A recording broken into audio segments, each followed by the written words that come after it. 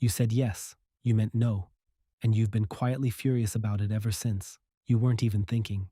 They asked, and sure, happy to was out of your mouth before your brain caught up.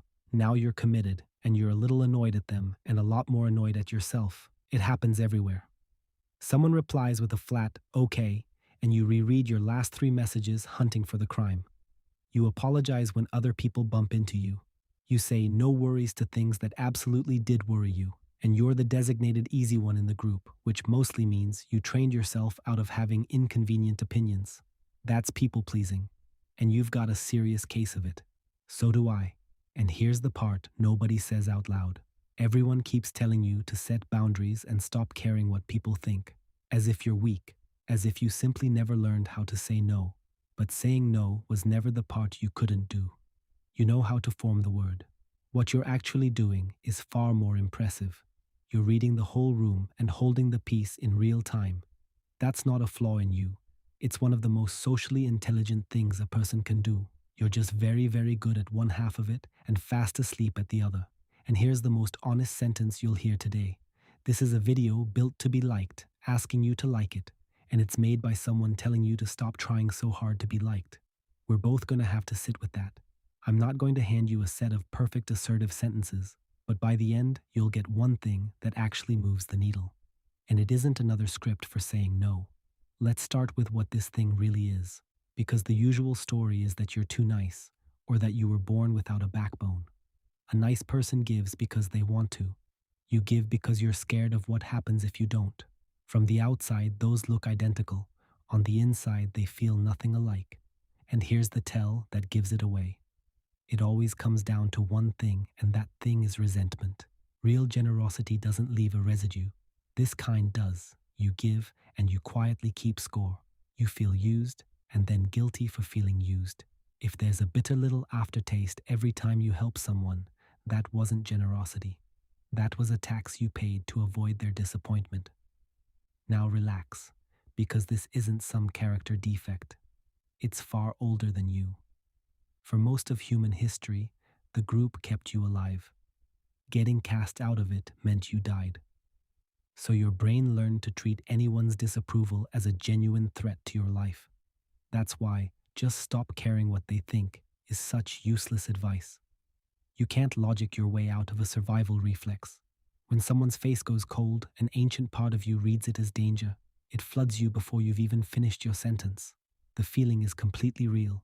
It's just not telling you the truth. And underneath all of it sits one quiet fear, that if you stop managing how everyone feels, they'll finally decide you're selfish or that you're too much. So you pay the tax again. You keep everyone else comfortable, and you quietly foot the bill yourself every single time. Okay, so what did they tell you to do? Set boundaries. Just say no. And here's where the advice falls apart.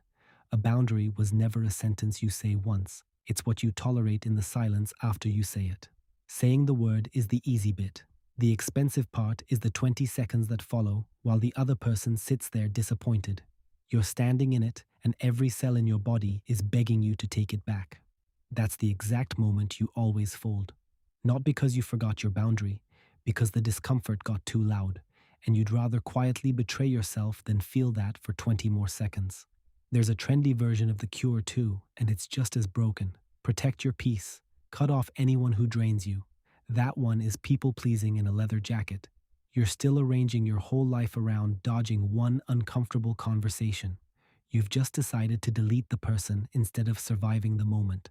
And every single time you fold, you teach your brain one thing: that the discomfort really was unbearable, and that caving is what makes it stop. So the threshold drops. The next no is harder than the last one, but the wasted favors are the small problem here. This next part is what actually costs you. Slowly, quietly, you start to disappear. When your whole system is tuned to other people's preferences, you stop knowing your own. Where do you want to eat? Oh, I don't mind, wherever you want. And you think that makes you easygoing. It doesn't. It's a muscle that has wasted away from never being used. Ask yourself what you really want for dinner, and there's a quiet little static where the answer used to be. It spreads well past dinner. You go quiet in a group until you've worked out which way the room is leaning, and then you agree with that. You have opinions somewhere in there, They're just buried under a lifetime of checking whether they're allowed. And here's the cruelest part of all, it doesn't even work. You bend yourself into the shape you think they want, and they don't even register you doing it. Because people don't really warm to someone with no edges and no needs. They warm to someone real. So you exhaust yourself being agreeable, and the prize for all that effort is being mildly forgettable. There's a darker layer to that too. People can usually feel the resentment you think you're hiding, and your yes stopped meaning anything the day it became automatic. Nobody fully trusts a yes from someone who can't say no, because it isn't really a yes. It's just the absence of a no.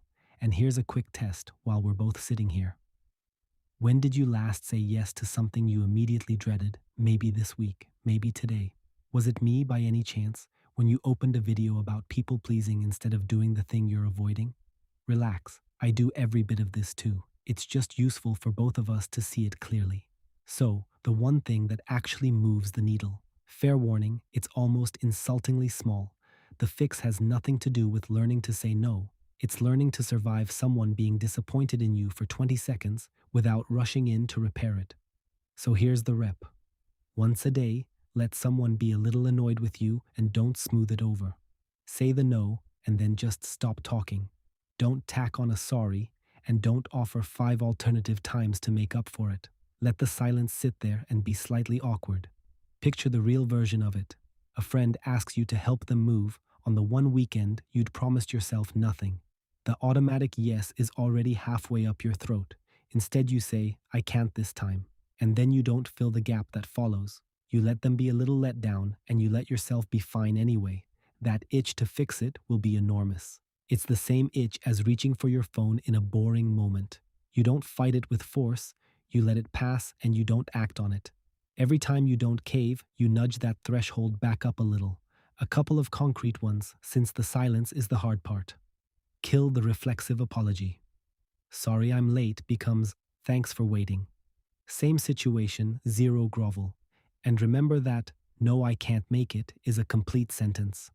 The long paragraph of excuses you want to attach isn't an explanation. It's you begging them to forgive you, and they don't actually have to. You get to hold that discomfort yourself. And now the part no self-help guide will sell you, because it can't be packaged into a worksheet. You will not beat this. You won't wake up one morning as a person who genuinely doesn't care what anyone thinks. That person mostly doesn't exist, and the handful who do are exhausting to be around. You'll still feel the spike when someone's annoyed with you. The urge to apologize for existing won't just evaporate, and you'll read every room you walk into for the rest of your life. Keep all of it. That's empathy, and you'd be a worse person without it. The real win is far smaller, catching the reflex one beat before it runs you. Swapping the automatic yes of course for let me check and get back to you. Not every time because that's a fantasy, just more often than yesterday. So what is this whole thing really about? It isn't about becoming selfish, and it isn't about cutting everyone who mildly annoys you out of your life. It's about one reclaimed skill, being able to let someone be disappointed in you without rearranging your whole day to fix it. That's it. That's the entire thing. And from there, the rest quietly comes back. Your own preferences, which you'd half forgotten you had. A yes that finally means yes, because you were genuinely free to say no. And the people who actually matter don't run off when you start saying it. They lean in because they're finally dealing with a real person instead of a very accommodating mirror. And that's it for today. No boundary scripts, no 5 steps to your most assertive self. And now the best moment. This is the part where I ask you to subscribe, which is, of course, me asking you to please me. The irony is not lost on either of us, so subscribe if you actually want to. And if you don't want to, then don't, and congratulations, that was the exercise. Because people pleasing, like everything else on this channel, is just a pain in the ass.